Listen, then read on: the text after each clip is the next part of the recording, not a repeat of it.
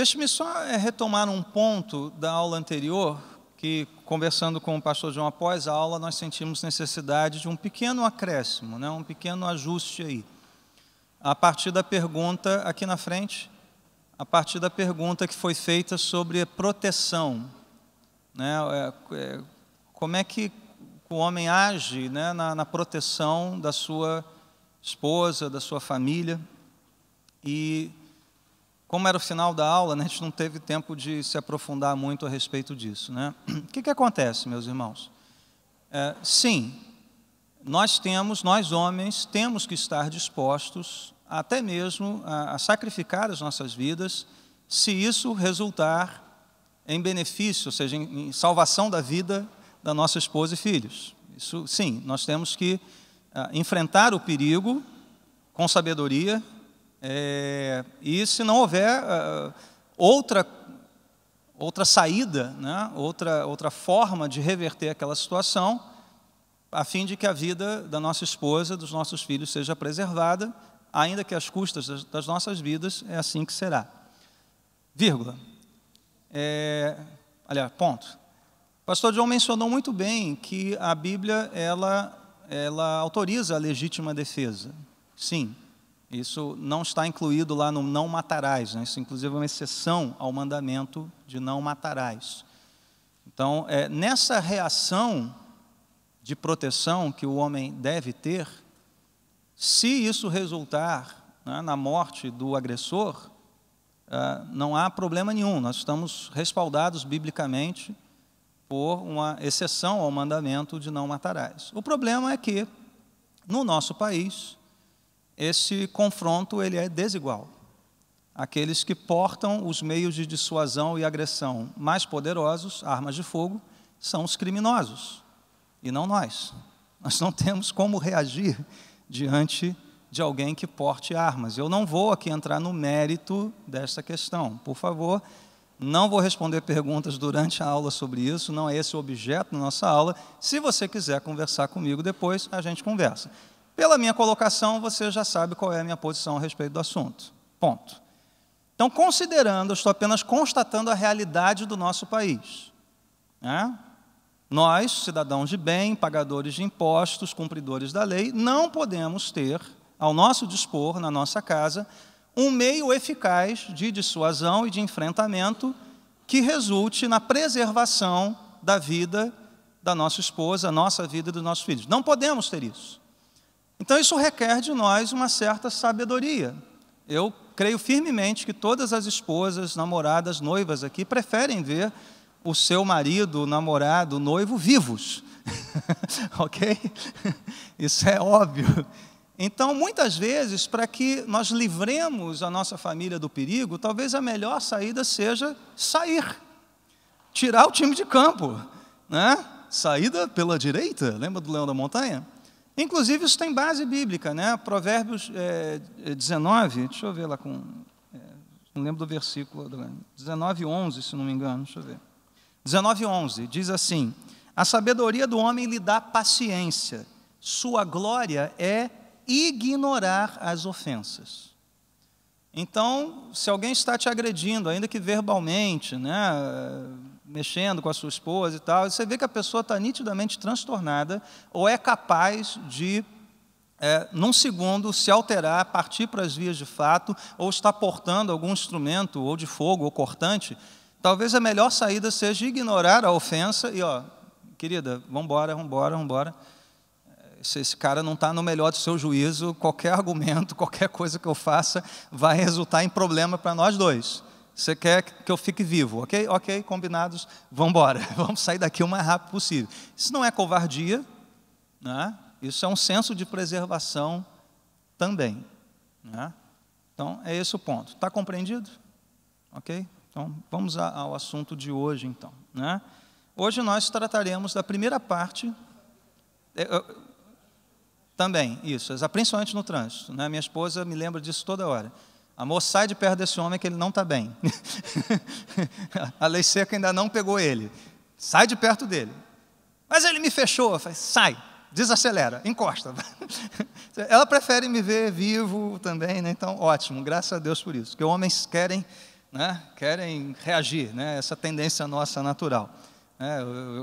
Eu queria ter um carro assim, blindado, com mísseis, aqueles de desenho animado, né? Somente esses caras que avançam na rotatória aqui do recreio, né? Não respeitam a preferência de quem está rodando da esquerda. Assim que ele passar, eu aperto um botão, sai um míssil, assim, tchau, explode o carro dele. Brincadeira, nem tanto. Nem tanto, nem tanto. Vamos lá, nosso assunto hoje é a feminilidade bíblica, parte 1. Então, irmãs, esse é o primeiro round aqui, em relação a vocês agora, né? Vamos falar um pouquinho de vocês. O que nós constatamos? Nosso mundo tem enormes expectativas em relação a vocês, mulheres, não é verdade? A mulher de hoje, ela tem que demonstrar beleza e competência. Ela deve saber lidar com as demandas da sala do conselho, da diretoria, ao mesmo tempo que prepara a merenda dos filhos, arruma a casa, né, e escova o seu cabelo. Ou seja, tudo, você vai lá, consulta o perfil de mulheres, ela corre a maratona, ela assa o Chester no Natal, ela conhece receitas, ela fala japonês, e tudo isso, meus irmãos, sem borrar a maquiagem, olha só, sem sujar as unhas. Mas, meus irmãos, isso é uma pressão enorme, não é verdade? Ser mulher nesse mundo é algo árduo. E, por outro lado, se você, mulher, prefere, por exemplo, aderir a uma jornada de trabalho flexível, a fim de cuidar dos filhos, cuidar da sua casa, você é vista como uma pessoa sem ambições, né? Uma pessoa que é subjugada, né? Não empoderada. Se você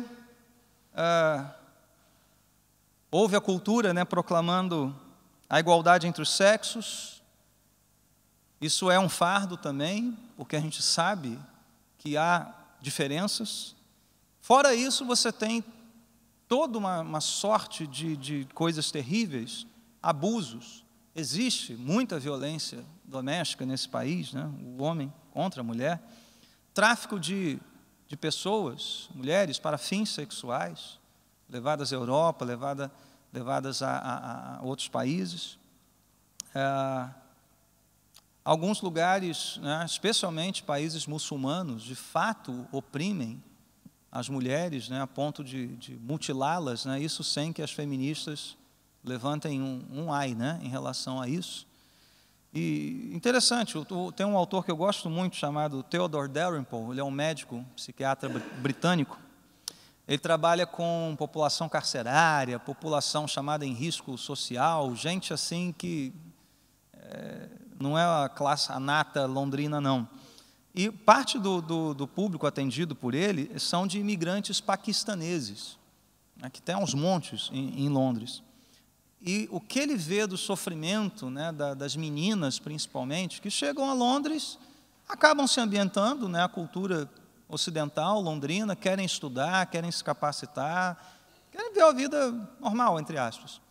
Quando isso é interrompido por um casamento arranjado com o primo que está no Paquistão, na tribo, lá não sei de onde, que ela nunca viu na vida.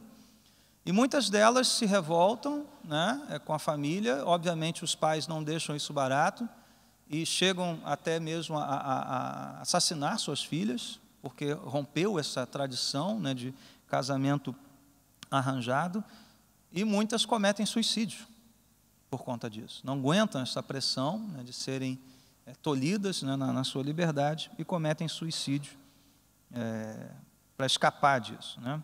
Então, veja, meus irmãos, existem algumas expectativas bem reais em relação a vocês, irmãs, mas existem desafios e muito sofrimento também. Então, a nossa pergunta é, né, como sempre perguntamos, qual é a referência para nós pensarmos corretamente sobre o que é, então, ser uma mulher segundo a Escritura? É lá que nós vamos encontrar, então. É lá que nós vamos encontrar o projeto de Deus para a chamada feminilidade bíblica. E o que nós encontraremos lá? Já vimos isso, estamos recordando, né, deixando isso muito claro e sólido na nossa mente. Primeiro conceito, nós já vimos que as mulheres têm grande dignidade e honra, a imagem e semelhança de Deus, muito mais do que o mundo reconhece. Essa história de empoderamento e tal, isso é a propaganda, isso é a vitrine, viu? Nunca creiam na propaganda. Procure examinar o produto.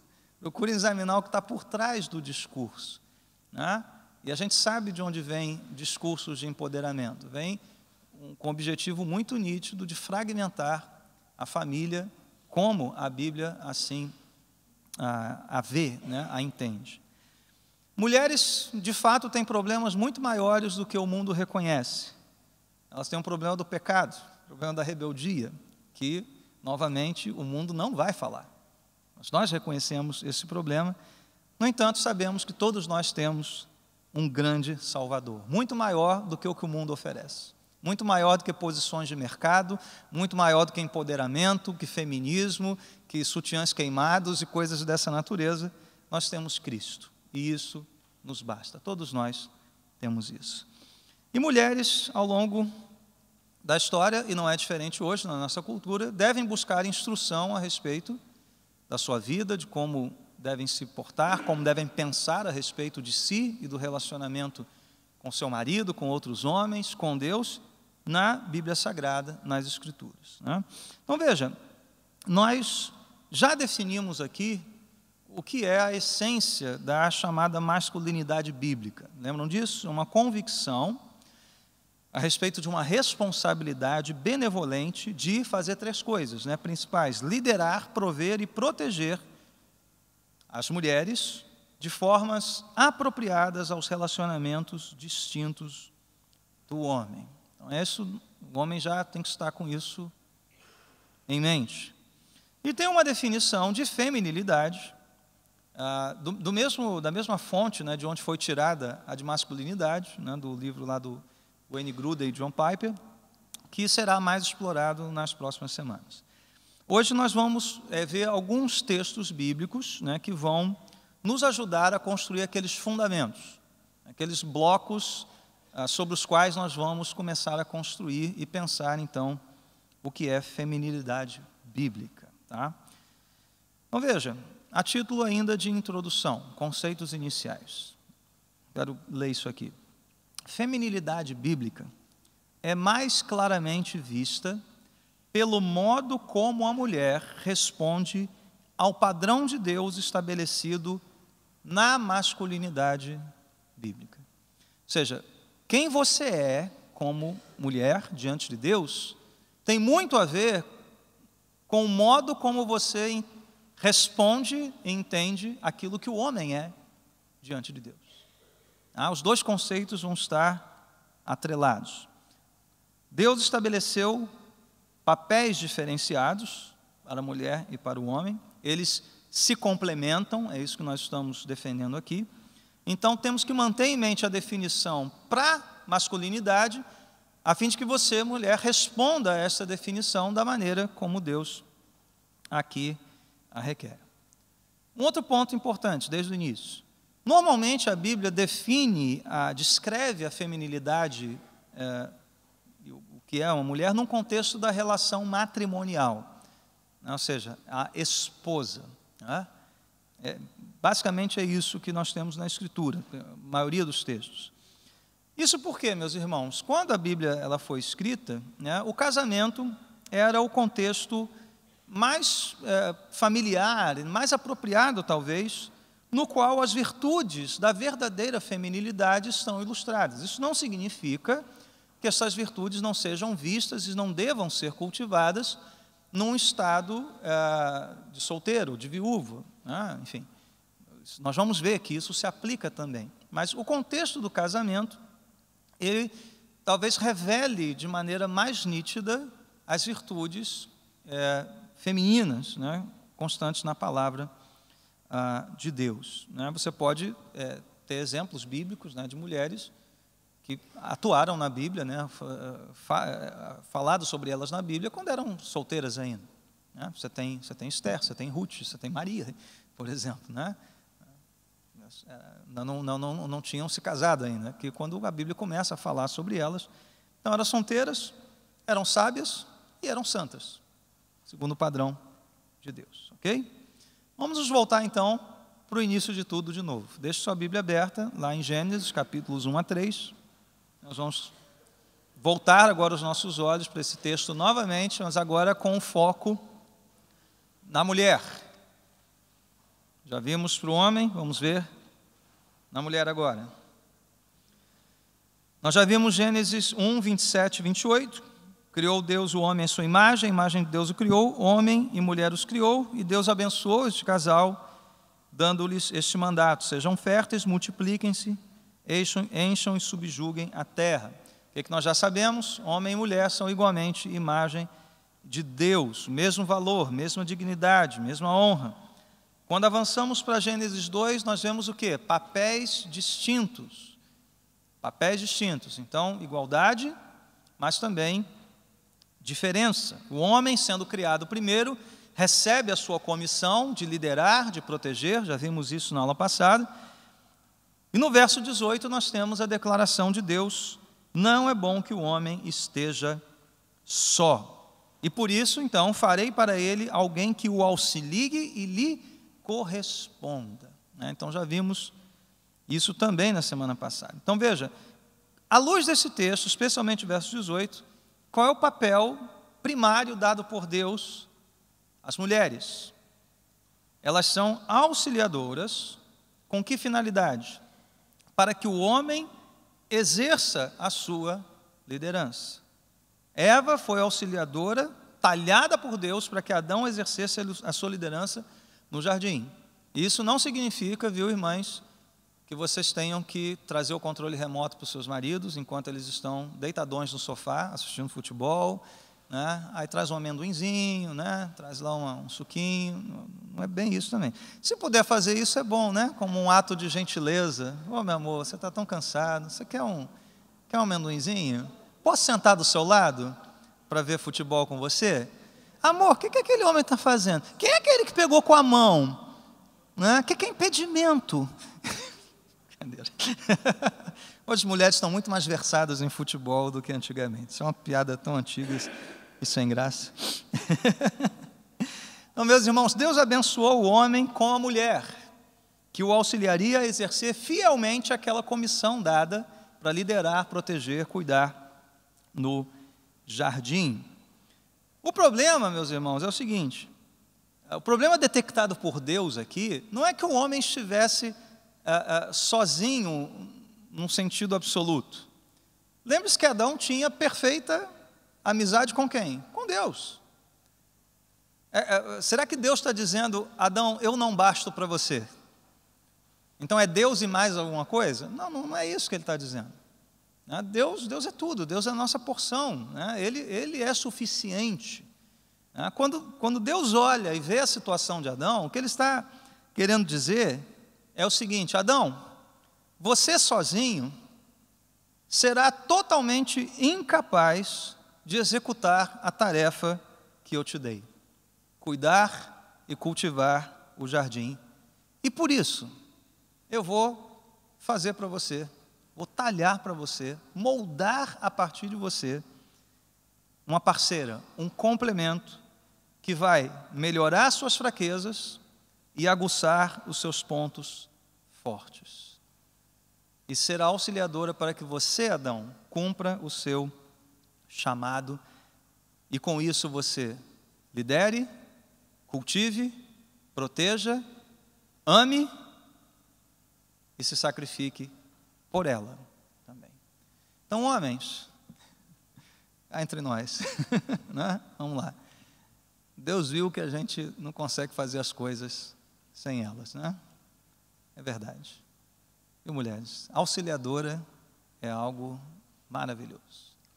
Vocês é que darão condições da gente dar o próximo passo na liderança, na proteção, na provisão do nosso lar.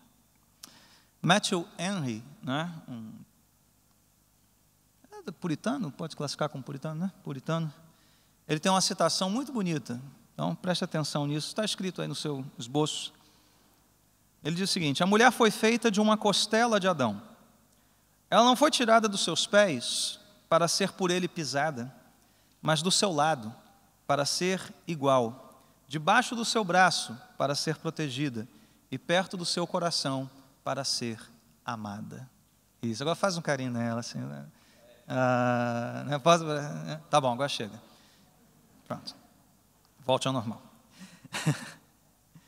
A questão que surge, né, inclusive a pergunta que a cultura nos bombardeia é a seguinte: se existem esses papéis diferenciados, né, como é que pode a mulher ser igual ao homem em dignidade, em honra, se o seu papel é ser auxiliadora, né? Aí a palavra é diminuída, né, esvaziada, né? Um auxiliar parece que é um capacho, não é isso? É isso que a cultura quer, né, nos espetar. Esse papel de auxiliadora não faz da mulher alguém desigual? Então todo aquele argumento nosso de igualdade ia para o ralo? A resposta é não, obviamente não, né?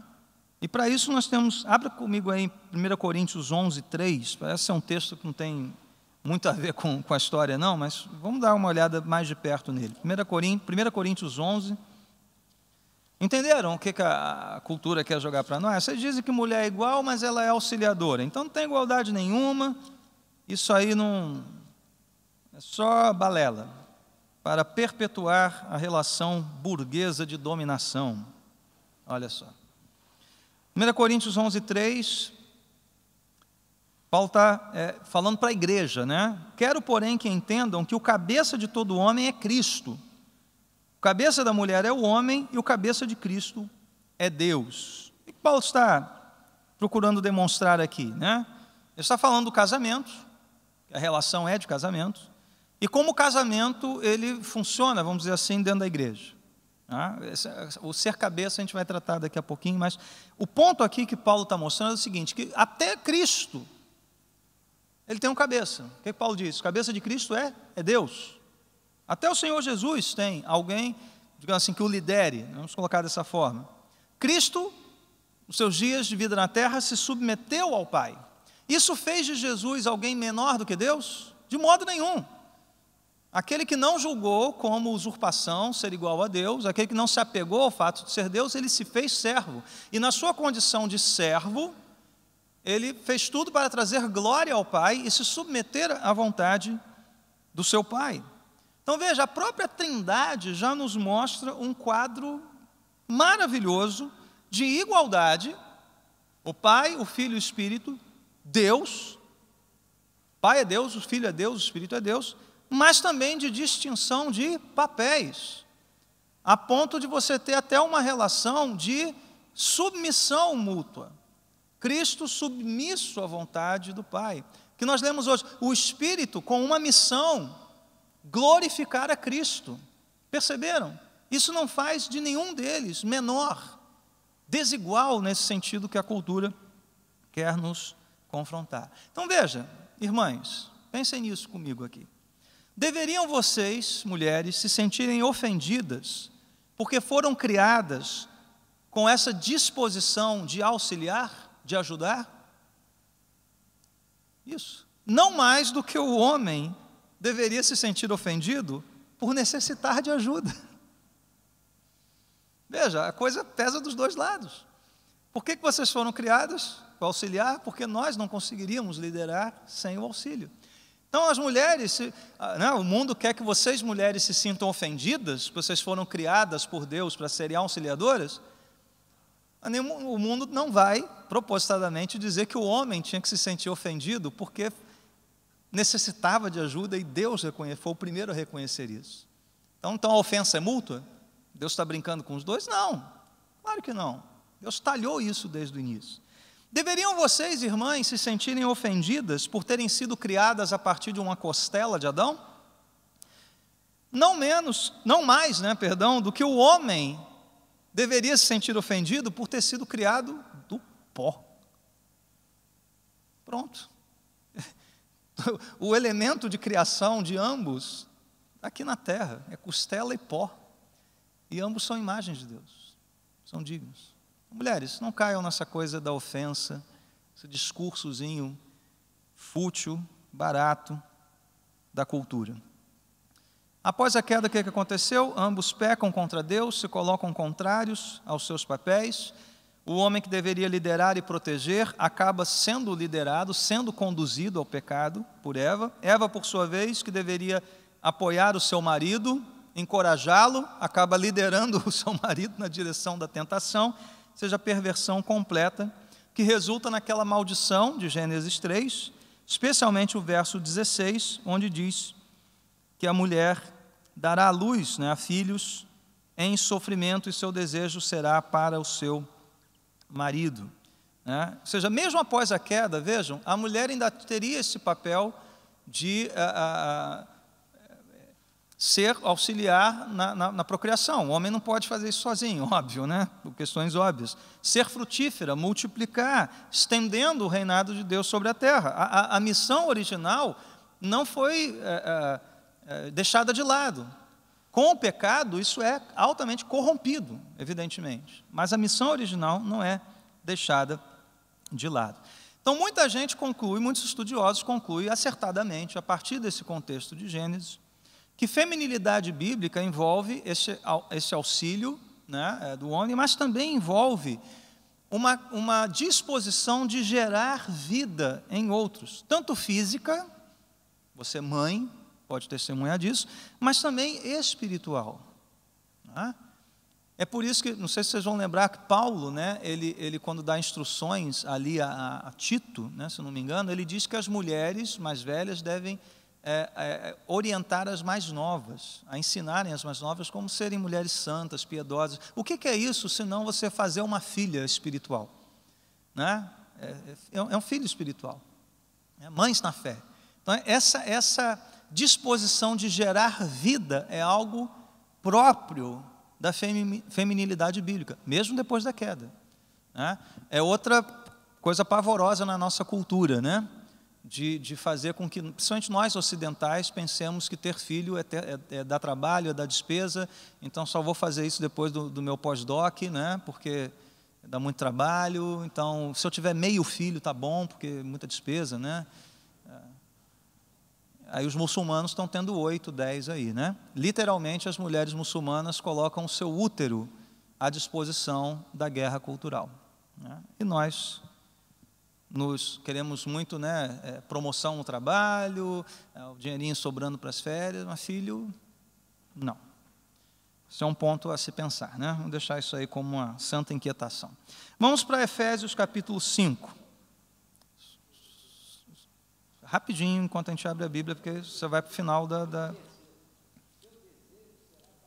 Nós já explicamos isso em 2 aulas anteriores, que agora aquilo que seria natural de Eva, submeter-se ao seu marido alegremente para liderá-lo, isso agora é feito às duras penas, com lutas internas, com a luta da cultura, tentando dizer que ela não deve se submeter, então é consequência do pecado. Efésios 5, versos 22 a 24, depois o verso 33. Aliás, vamos ler o 21 também, que é importante. O que diz o 21 de Efésios 5? Sujeitem-se uns aos outros por temor a Cristo. Mulheres, sujeite-se cada uma a seu marido, como ao Senhor. Pois o marido é o cabeça da mulher, como também Cristo é o cabeça da igreja, que é o seu corpo, do qual ele é o Salvador. Assim como a igreja está sujeita a Cristo, também as mulheres estejam em tudo sujeitas aos seus maridos. Verso 33, portanto, cada um de vocês também ame a sua mulher como a você mesmo, e a mulher trate o marido com todo respeito. E aqui é que está o motivo de guerra com a cultura, a palavra submissão. E muitos leem isso como algo arcaico, ditatorial. Mas o que significa submissão? Sujeição nesse sentido. Significa simplesmente colocar-se debaixo da autoridade de alguém, colocar-se debaixo de uma missão. Está submissão. Veja que Paulo, no verso 21, diz que todos nós estamos numa relação de sujeição uns aos outros, de submissão uns aos outros. Mas em alguns contextos específicos, esta sujeição ganha uma cor especial. E a partir do verso 22, Paulo está falando, obviamente, do casamento. É lá que é esse o contexto em que Paulo coloca. Mas gente, como é que é o nome? O cabeçalho, né? O primeiro parágrafo, qual é? Sujeitem-se uns aos outros por temor a Cristo. Esse é o ponto inicial da discussão aqui. Agora, no casamento, que forma toma essa sujeição mútua? É isso que Paulo começa a falar a partir do versículo 22. Então veja, já que a autoridade, o exercício de liderança e autoridade é uma missão do homem, a mulher está sob a missão dele, que foi chamado para fazer isso, né? No casamento, isso significa que a esposa reconhece que Deus colocou o seu marido sobre ela, como um cabeça, um líder espiritual. E ela, por sua vez, esposa, é chamada para confiar em seu marido como alguém a quem Deus chamou para liderar, guiar, proteger e prover. E ela é chamada para fazer isso como para o Senhor. Olha a relação aqui. O que nós fazemos no plano terreno, no lar, ele é um reflexo, né, um espelho de algo espiritual aqui. Casamento, né, é uma ilustração usada para descrever isso, né? O que isso significa então, irmãs? Que quando você está cumprindo esta palavra e se submetendo amorosamente, alegremente à liderança do seu marido, você está se submetendo ao seu Salvador, a Cristo. Não que o seu marido seja Cristo, muito pelo contrário, né? Aliás, Cristo é perfeito, seu marido não é. E isso não torna essa missão muito fácil, não é verdade? É que eu vou submeter a alguém pecador, como ao Senhor. Faz parte do chamado, sim. Veja, então a autoridade do marido, ela não é a palavra final. Por quê? Porque a autoridade do marido é sempre uma autoridade delegada, parcial. Quem detém a autoridade é o Senhor, que delegou isso ao homem. E na medida em que você, esposa, se submete então à autoridade do seu marido, reconhece e cumpre o seu papel de encorajá-lo na liderança, na preservação, na proteção, na provisão do lar, isto constitui um ato de adoração a Jesus Cristo. Então, mulheres chamadas para serem adoradoras do Senhor, isso não significa, em primeiro lugar, cantar, suspirar, levar as mãos ao céu. Não, isso significa obedecer à ordem bíblica e alegremente se sujeitar àquele a quem Deus escolheu para te liderar. Isso é um ato de adoração a Cristo. Por quê? Veja a relação que Paulo faz, né? Assim como a igreja está sujeita a Cristo, verso 24. Como é que a igreja se sujeita a Cristo? Ai, puxa vida, tem que ir lá cultuar Jesus. Pô, caramba, o que ele vai pedir de mim agora? Ai, que opressão, estou doido para ficar livre desse negócio. É assim? Você cultua Jesus? É assim que você serve a Jesus? É assim que você diz que ama a Jesus? Ok, agora vocês entenderam, né? A relação da esposa com o marido é a relação da igreja com Cristo. Uma submissão alegre, honrosa, sabendo que Cristo é o cabeça da igreja. E escolheu pobres pecadores como nós para sermos representantes dele na esfera do nosso lar, como líderes também. Que Deus tenha misericórdia de nós, irmãos. Então veja, agora uma pergunta importante. Esse papel de liderança do marido justifica o seu pecado? Justifica que ele peque sem se arrepender? Que ele não se quebrante? Ou que ele abuse desse direito? Resposta óbvia: nunca. Nunca. O marido abusivo, na verdade, ele perde o direito de liderar. Ele perde esse direito, ele quebra essa relação sagrada. E veja, todos nós somos imperfeitos, irmãos, né? E eu acho que as irmãs reconhecem isso. Todos nós vamos nos irar, todos nós vamos deixar o caldo entornar, todos nós vamos nos calar, às vezes. Não estou falando disso, eu estou falando aqui de uma postura de coração impenitente. Um homem que não reconhece o seu pecado, não reconhece as suas falhas e abusa, vai além, transborda da graça dada por Deus em liderar a sua casa. Ele perde esse direito. E aí sim, irmãs, você está respaldada biblicamente a não se submeter a isso. A não se submeter a isso. E para isso, você deve buscar a liderança da igreja, para que nós possamos então agir nesse sentido. Então veja, sejam sábias nisso, viu, irmãs? Seu marido é um pecador, ponto.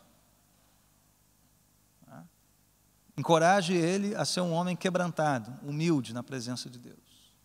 Ressalte seu lado forte, mas também confronte com as suas fraquezas e pecados. Ele mostrando-se um homem quebrantado, ótimo, estamos trabalhando bem. Mostrando-se um impenitente, abusivo, em todos os sentidos, você tem toda a razão para dizer, não, isso eu não posso admitir. Por sua vez, irmãos, saibam que o modo como nós nos portamos em casa fala muito a respeito do modo como nós nos submetemos a Jesus. Isso é sério, isso é muito sério. O modo como nós representamos Jesus em casa vai mostrar o que nós entendemos a respeito de Jesus, falamos a respeito dele. Então, meus irmãos, Deus nos cobrará, homens, se não o representarmos bem, se abusarmos da liderança.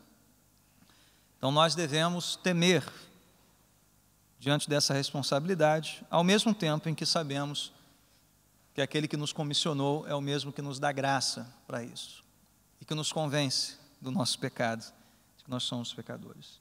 Então, veja, de que modo, então, as irmãs auxiliam? Nos seus maridos, está aqui. Claro, né? E como eu disse no início, o casamento vai ser o ambiente onde essas qualidades vão aflorar, e a Bíblia parece que trata desse microcosmo do casamento de maneira mais contundente. Mas veja, não apenas as esposas são chamadas a se portarem dessa forma.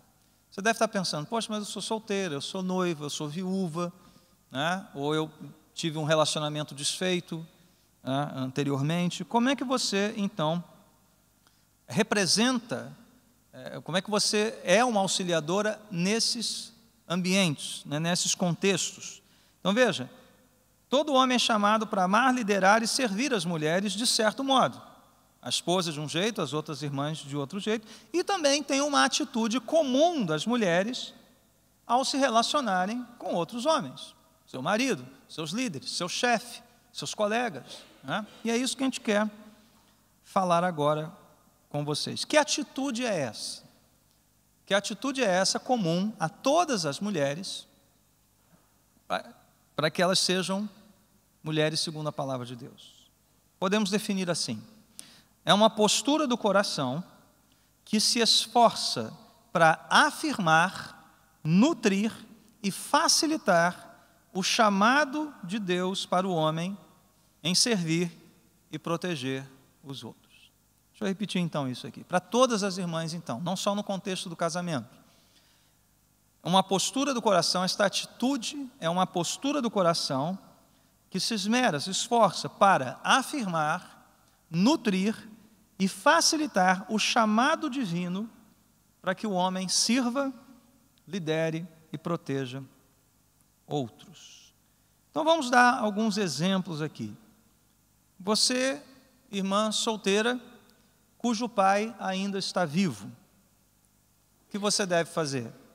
Mostrar respeito a ele, e dependendo da dinâmica do relacionamento, né?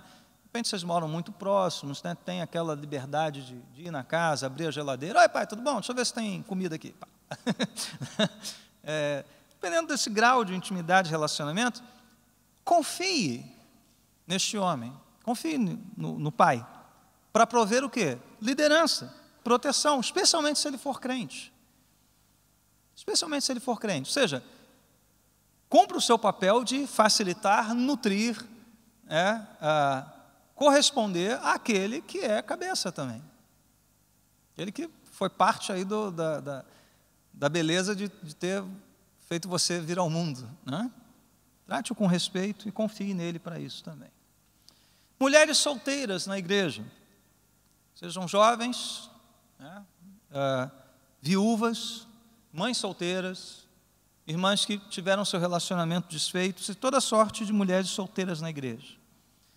Primeiro, novamente, mostre respeito, verso 33, né? A mulher trate o marido com todo respeito. Eu creio que essa é uma atitude que vale para toda mulher com todo homem. Respeito aos homens da igreja, especialmente homens solteiros também. E há aqui um processo bonito e mútuo de encorajamento, né? Você, digamos, né, viúva, você, mulher mais idosa, permita que os homens mais novos da igreja, solteiros, eles sejam gentis, sejam cavalheiros, estimule essa coisa, né, dita tão antiquada pela cultura, de ser um homem cavalheiro, um homem ajudador, né, aquela velha coisa de, minha irmã, tudo bom, posso ajudar, deixa eu abrir a porta do carro para você, está tudo bem. Encoraje isso, especialmente nos homens solteiros, né, aqueles homens que estão ali, né, formando a sua masculinidade diante do mundo e da igreja também. Encoraje os seus esforços para servir, para ministrar. E, irmãs, esse é um ponto da lição que nós já tratamos aqui na reunião de membresia. Uma maneira de você encorajar homens solteiros na igreja e servi-los de maneira respeitosa é por meio da sua modéstia. Esse é um ponto que tratamos no retiro, tratamos aqui. Então veja, até o modo como você se veste e se porta, modéstia acho que inclui tudo isso, é uma maneira de respeitar e servir, especialmente aos homens solteiros na sua igreja. Talvez a gente nunca tenha feito essa relação, né? Mas ela existe, é assim. É um encorajamento para que esse homem se mantenha santo, se mantenha puro. Né? É um encorajamento, é um serviço. Amém? Opa, podem dizer amém assim, tá? Não precisa. Vamos lá. Outra forma, né, de encorajamento.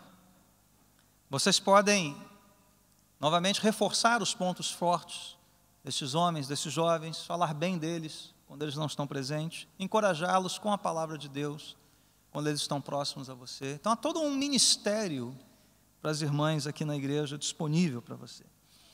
Mulheres que trabalham fora, da mesma forma, esses princípios também se aplicam, ainda que você seja a presidente da empresa.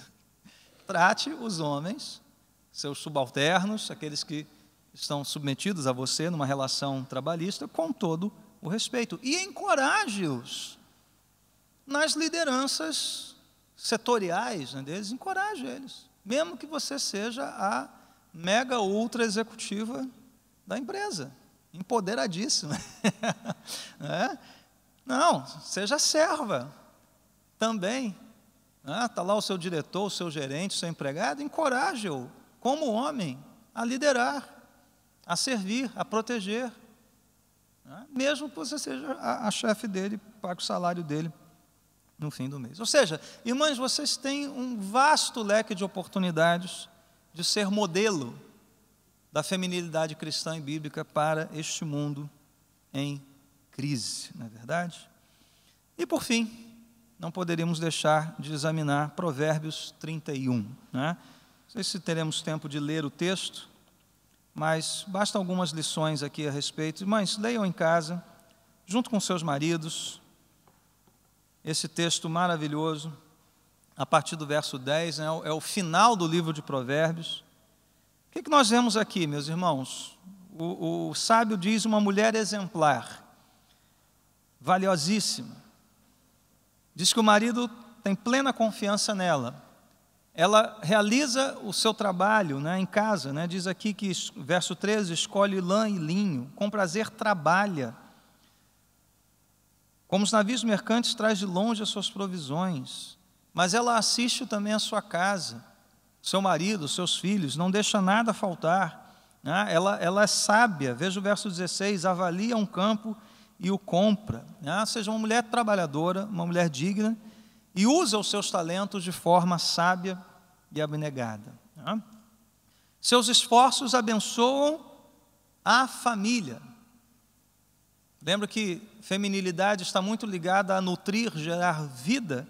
É isso que essa mulher está fazendo. Ela alimenta tanto o necessitado, né? Veja aqui o verso 20: acolhe os necessitados, estende a mão aos pobres, mas nunca deixa faltar aos seus filhos e ao seu marido. Veja que mesmo tendo um negócio aqui, né, um negócio têxtil, né, ela fabrica coisas com lã, ela atenta primeiramente para a sua casa, para o seu marido, para o seu filho, não para o seu sucesso, não para a sua ambição, não para a sua promoção, não para nada disso. É a sua casa que está aqui, né, em primeiro lugar. Ela teme ao Senhor, verso 30, né, e aqui o temor ao Senhor é colocado no contexto, em contraposição, né, à beleza e à formosura que são passageiras e enganosas. E quanto este mundo não nos bombardeia, né, com seus tratamentos estéticos e clínicas e não sei o quê. Tem nada contra você se cuidar, viu, mulher? Você não tem que ser um turubuçu aí, né? Uma coisa feia, horrorosa, que não se cuida, não passa uma maquiagenzinha, escova o seu cabelo. Tem aquele cuidado normal, bonito. É bom o marido ver a mulher cuidada, bonita, né? Mas tem gente que exagera nesse negócio, né? Basta olhar aqui o bairro que você vai ver profusão de clínicas de estética e outras coisas que não são absolutamente normais num tratamento de beleza, né? E por fim, o exemplo desta mulher deve encorajar você. Eu sei que quando você lê Provérbios 31, irmã, você vai sentir: ah, meu Deus do céu, que miserável que eu sou. Não consigo fazer metade disso aqui. Mas lembre que isso aqui é uma linguagem poética, é linguagem proverbial. Esta mulher é um ideal, é um horizonte, né? É algo pelo qual você deve orar. Se é o seu cuidado com a casa, com os filhos que está deficiente, Senhor, que eu atente para isso que Provérbios diz, e faze-me voltar para isso, mais do que para outras coisas que me cercam neste mundo. Então, é um roteiro de oração, é um roteiro de autoexame. Nenhuma de vocês se enquadra aqui, assim como nós homens não nos enquadramos também no perfeito padrão, né, o varão perfeito Jesus Cristo. Então essa mulher é descrita de uma maneira ideal. E saiba você, irmãs, que Deus deu dons a vocês, dons muito próprios, abençoadores. Sei que você fica cansada, frustrada, a vida pesa sobre os seus ombros, mas é isso que deve levar você a depender ainda mais daquele que te amou por inteiro e se deu por inteiro a você. Não uma mulher ideal, mas o filho da mulher, o filho da semente, a semente prometida ali, né? Já em Gênesis 3,15. Todos nós, homens e mulheres, só temos esperança e só somos salvos por meio deste filho, desse descendente de mulher, nascido sob a lei, segundo Gálatas 4:4, e que diz para você, irmã, hoje: venha a mim, você que está cansada e sobrecarregada, e eu darei descanso a você, eu darei alívio a você. Aprenda de mim, tome o meu fardo sobre você. Amém, irmãs? Que Deus abençoe você